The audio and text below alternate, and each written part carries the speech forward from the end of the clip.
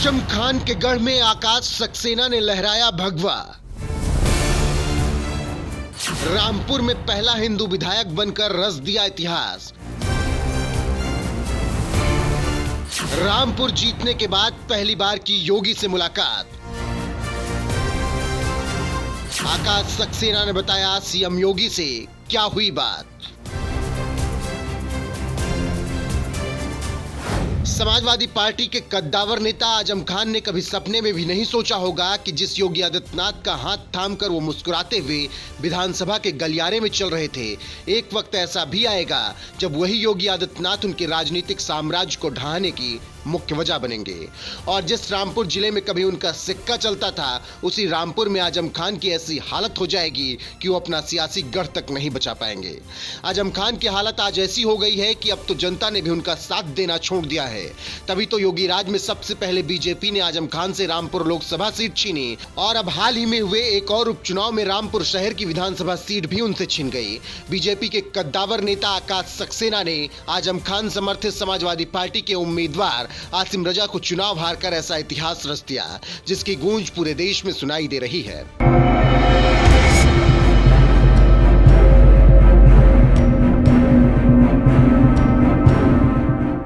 आजम खान के गढ़ रामपुर में भगवा लहराने के बाद बीजेपी विधायक आकाश सक्सेना ने अपने वादे के मुताबिक अब इस जिले के विकास के लिए भागदौड़ भी शुरू कर दी, क्योंकि चुनाव प्रचार के दौरान ही उन्होंने रामपुर की जनता से वादा किया था कि अगर आप लोगों ने मुझे जिता दिया तो मैं फिर से रामपुर को औद्योगिक नगरी बनवाने का काम करूंगा।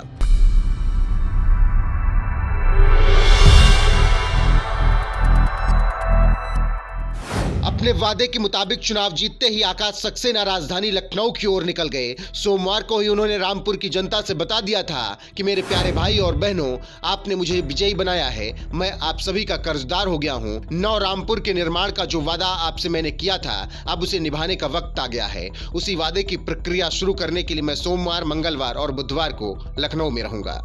रामपुर फतह करने के बाद 3 दिनों के लिए लखनऊ दौरे पर गए बीजेपी विधायक आकाश सक्सेना ने इस दौरान सबसे पहले यूपी बीजेपी के संगठन मंत्री धर्मपाल और यूपी बीजेपी अध्यक्ष भूपेंद्र सिंह चौधरी से मुलाकात की और मुलाकात के बाद कहा, नौ रामपुर के निर्माण को लेकर मैंने अपने अभिभावकों से बात की। मुझे भरोसा है कि संगठन सरकार नौ रामपुर के सृजन की प्रक्रिया को जल्द शुरू करेंगे। संगठन के नेताओं से मुलाकात के बाद बीजेपी विधायक आकाश सक्सेना ने यूपी के कृषि मंत्री बलदेव सिंह औलख से भी मुलाकात की और रामपुर के बारे में चर्चा की। इसके बाद लखनऊ दौरे के आखिरी दिन यानी बुधवार को आकाश सक्सेना ने यूपी के मुखिया योगी आदित्यनाथ से मुलाकात की और उनसे रामपुर के विकास के मुद्दे पर बातचीत हुई। मुलाकात की तस्वीरें ट्विटर पर पोस्ट करते हुए बीजेपी विधायक आकाश सक्सेना ने लिखा, चुनाव में विजय के बाद आज यूपी के मुख्यमंत्री योगी आदित्यनाथ से भेंट कर आशीर्वाद दिया।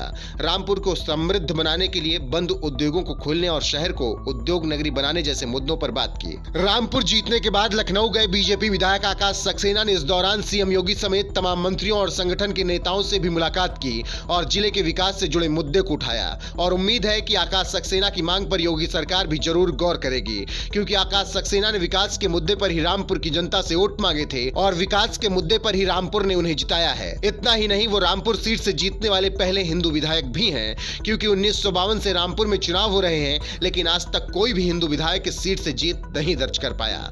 मुसलमान ही जीतकर विधानसभा पहुंचते रहे, लेकिन आकाश सक्सेना ने इस परंपरा को अब तोड़ दिया है और आजम खान के गढ़ रामपुर में भगवा लहराकर इतिहास रच दिया है। बहरहाल, आपको क्या लगता है, क्या रामपुर को फिर से औद्योगिक नगरी बनाने में आकाश सक्सेना कामयाब हो पाएंगे?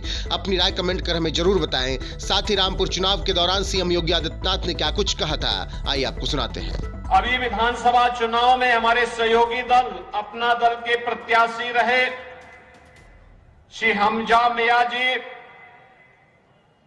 डॉक्टर तनवीर अहमद जी और भारतीय जनता पार्टी के लोकप्रिय प्रत्याशी श्री आकाश सक्सेना जी और रामपुर के मेरे सभी उपस्थित भाइयों बहनों, पिछले 5 वर्ष के अंदर देश के अंदर सबसे अधिक चुनाव और उपचुनाव झेले हैं तो उनमें से रामपुर एक है। भाइयों बहनों,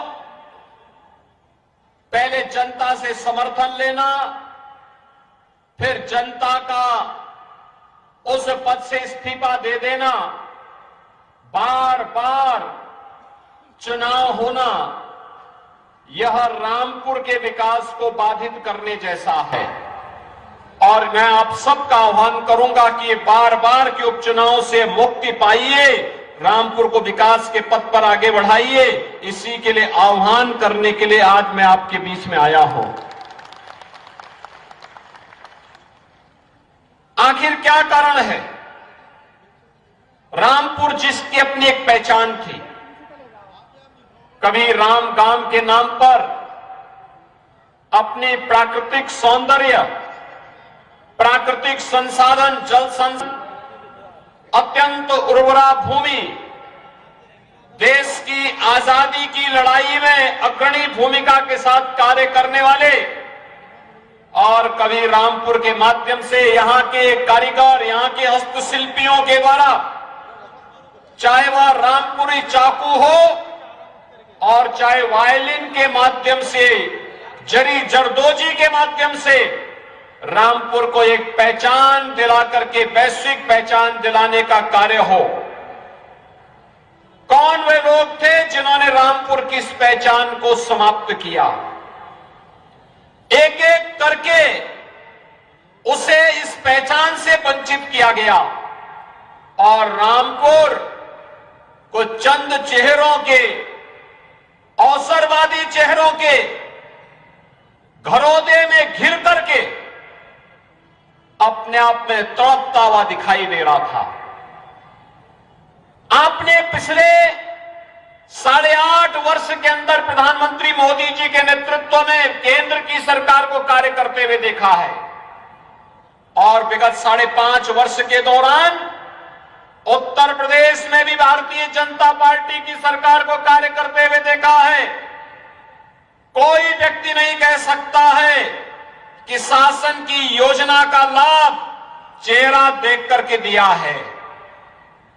हमने तो 2014 में ही प्रधानमंत्री मोदी जी ने घोषणा कर दी थी सबका साथ, सबका विकास का।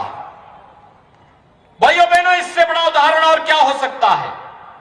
कोरोना कालखंड में आपने देखा होगा, कोरोना कालखंड इस सदी की सबसे बड़ी महामारी कोरोना थी। दुनिया के अंदर लाखों लोग मर रहे थे। भारत के अंदर प्रधानमंत्री मोदी जी के नेतृत्व में पूरा देश उनके नेतृत्व में जिस मजबूती के साथ लड़ाई लड़ रहा था, इसलिए कोविड का मॉडल देने में सफल रहे। फ्री में टेस्ट करवाया गया, वह किसी भी जाति, किसी भी मत, किसी भी मजहब और किसी भी क्षेत्र का रहा हो, फ्री में टेस्ट की सुविधा उपलब्ध करवाई गई।